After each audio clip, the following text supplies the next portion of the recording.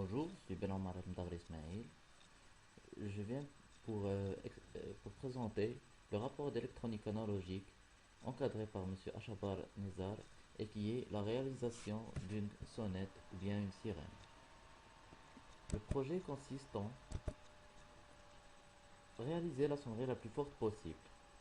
Les conditions qui sont imposées sont tension d'alimentation, ne pas dépasser 15 volts, courant d'alimentation, ne pas dépasser 2 ampères. Et pour cela, on a fait une table de données où il y a le projet demandé, c'est ce que je viens de dire, l'introduction, les montages. Il y a trois montages, un montage principal ainsi que deux montages comparatifs. Le premier est un montage à deux émetteurs en commun en miroir et un collecteur commun. Le deuxième est un montage à émetteurs commun et Darlington.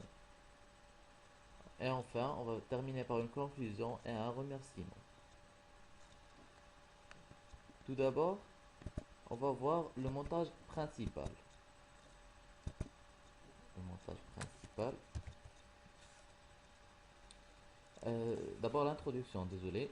L'introduction, la sonnette électrique est un dispositif composé d'un bouton dont la pression provoque un signal sonore. La sonnette électrique est un composé d'un ensemble de composants parmi lesquels on trouve des transistors, des condensateurs, des résistances. Pour ce projet, on a essayé de trouver le meilleur montage entre ces composants pour donner le son le plus fort possible. Le montage principal. Après une recherche sur Google Images, on a pu trouver le schéma dont l'avantage principal est la facilité de calcul puisqu'il est basé sur des montages à transistors simples. On y a rajouté un NE555 pour donner un signal carré. On va voir maintenant le montage. Le voilà. Le montage est composé d'un NE555, le voilà, un émetteur en commun, un deuxième émetteur en commun, et puis un collecteur commun et un buzzer. On va voir la partie théorique de ce montage.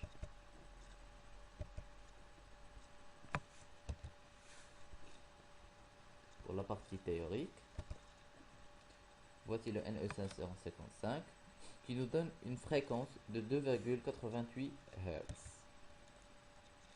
Le premier montage émetteur en commun, c'est celui-là comme on a vu. On le caractérise par un schéma équivalent en régime dynamique. On prend les valeurs. On a Vs égale moins R5B sur IB, VA R4B plus 1 fois IB, bêta plus 1 fois IB. La tension en borne de la résistance d'émetteur R4. C'est un calcul. En fait, c'est un calcul de l'émetteur en commun. Et qui nous donne à la fin moins R5 fois B, bêta, R5,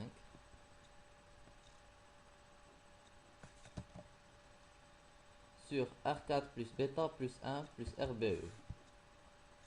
R4 plus bêta plus 1, RBE plus RBE. RBE se trouve ici, entre la base et l'émetteur. Il y a le deuxième montage émetteur en commun. Après un calcul à peu près pareil à celui qu'on a réalisé pour le premier émetteur en commun, on a GV2 égale moins R16 fois bêta sur R15 plus bêta plus 1 parce qu'il y a IB ici et bêta IB là, bêta IB là et IB ici, et plus RBE. On fait la multiplication des deux gains pour nous donner le gain ici.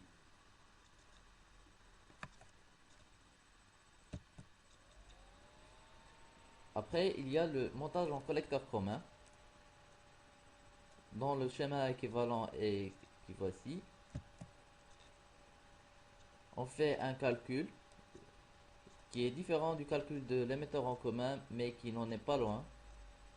Et on a un résultat de R19 bêta plus 1. La même chose pour le bêta plus 1. Sur R19 bêta plus 1 plus RBE.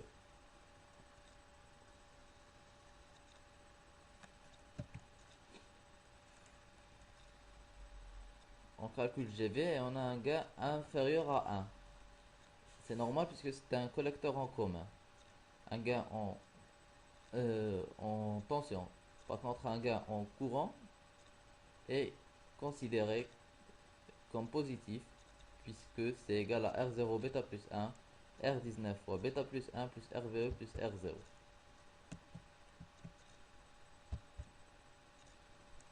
On va voir la partie pratique. Pour la partie pratique, on peut mettre un multimètre ici qui va être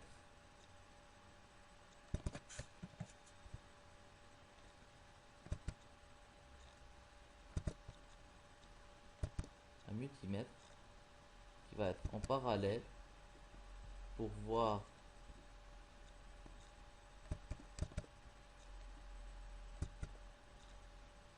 le voltage d'entrée qui nous donne.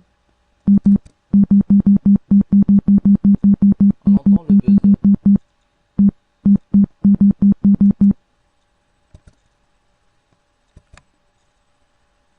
Après, on peut prendre le même multimètre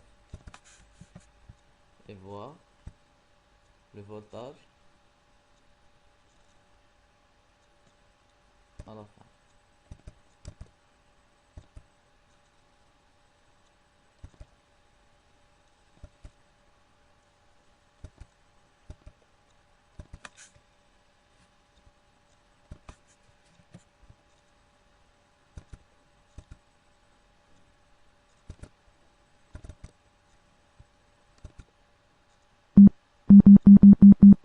On voit une nette augmentation. On peut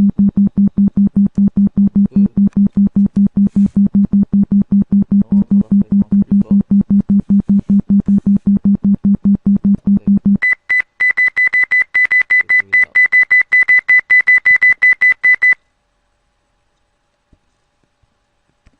Et on voit après que avec un wattmètre, on a le résultat suivant.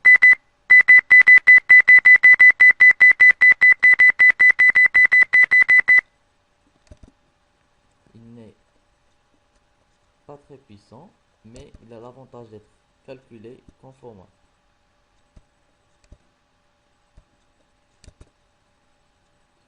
Après, il y a un deuxième montage qui est composé d'un signal d'entrée composé de deux NE555 qui donne un signal plus fort qu'un seul NE555, puis d'un montage à base de deux émetteurs en commun en miroir, comme vous voyez, et qui peuvent être considérés comme un Darlington, mais c'est pas un Darlington, et un collecteur en commun, comme tout à l'heure. Pour la partie théorique,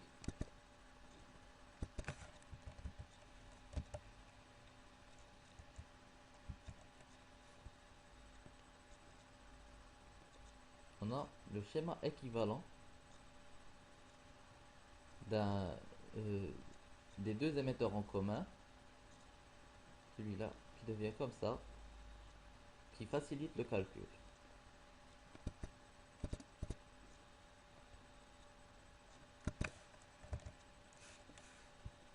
Avec un calcul, puisque c'est un émetteur en commun, on va prendre les calculs d'un émetteur en commun, puisqu'ils sont égaux vis-à-vis de la résistance, et c'est le même